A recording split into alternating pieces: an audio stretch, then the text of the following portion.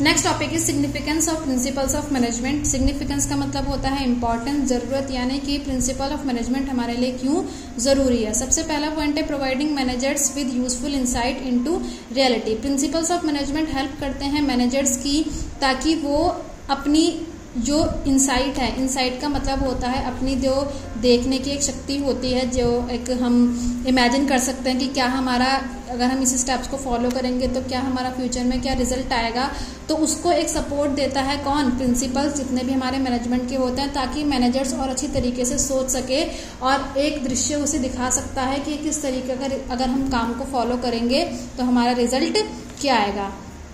Next है optimum utilisation of resources. Optimum utilisation of resources का मतलब होता है कि जो भी हमारे रिसोर्सेज हैं उनका कम से कम यूज होना और ऑप्टिमम यूज होना। ऑप्टिमम का शब्द का मतलब यहाँ पर ये होता है कि जब भी हम किसी चीज को यूज करें तो जितना हमारे को उसकी जरूरत है सिर्फ उतना ही हम उसको यूज करें, किसी भी तरह की कोई भी वेस्टेज ना हो।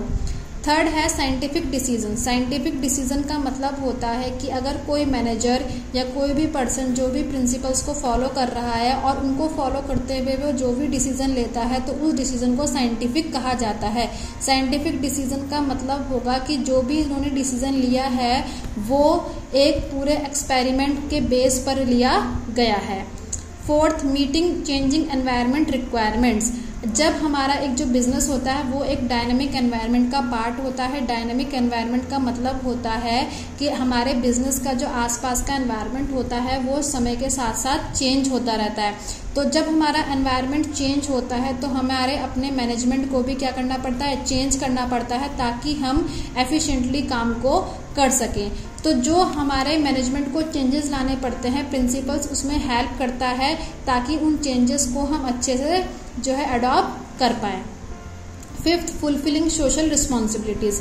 हर एक बिजनेस की अपनी कुछ सोशल रिस्पॉन्सिबिलिटीज होती हैं, यानी कि सोशल रिस्पॉन्सिबिलिटीज का मतलब हम ऐसे समझ सकते हैं कि किसी भी बिजनेस को ऐसे काम नहीं करना चाहिए जिससे उसके आसपास के लोगों को किसी तरीके का नुकसान पहुंचे, चाहे वो फिजिकली हो चाहे वो इमोशनली हो। किसी भी तरीके का ऐसा काम नहीं करना चाहिए जिससे हमारे एनवायरनमेंट को नुकसान आए। तो हमारे मैनेजमेंट के प्रिंसिपल्स में कुछ प्रिंसिपल्स ऐसे भी होते हैं जो ये स्पेसिफिकली बताते हैं कि हमें अपने सोशल रिस्पॉन्सिबिलिटीज को भी फॉलो करना चाहिए। तो अगर कोई भी पर्सन सारे के सारे प्रिंसिपल्स ऑफ मैनेजमेंट को फॉलो कर रहा है तो उसकी जितनी भी सोशल रिक्वायरमेंट्स हैं, जितनी भी उसकी सोशल रिस्पॉन्सिबिलिटीज हैं वो ऑटोमेटिकली फुलफिल हो जाएंगी। नेक्स्ट है management training education and research. Management training का मतलब होता है कि जो भी आपका वर्कर है उसको आपको क्या प्रोवाइड करवाना चाहिए, ट्रेनिंग प्रोवाइड करवाना चाहिए, एजुकेशन, और किसी भी जो भी आपने न्यू प्रोसीजर फॉलो करा है या किसी भी चीज़ के बारे में अगर आप इन्फॉर्मेशन लेना चाहते हैं तो उसकी प्रॉपर क्या होनी चाहिए, रिसर्च होनी चाहिए।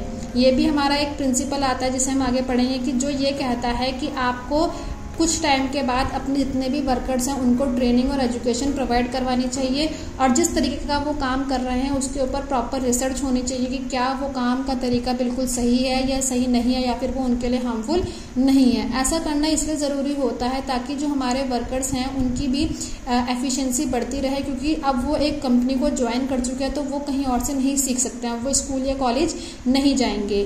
तो इसीलिए ये एक अच्छे मैनेजमेंट की रिस्पॉन्सिबिलिटी होती है कि वो अपने वर्कर्स को अच्छी ट्रेनिंग और अपनी एक अच्छी एजुकेशन प्रोवाइड करें।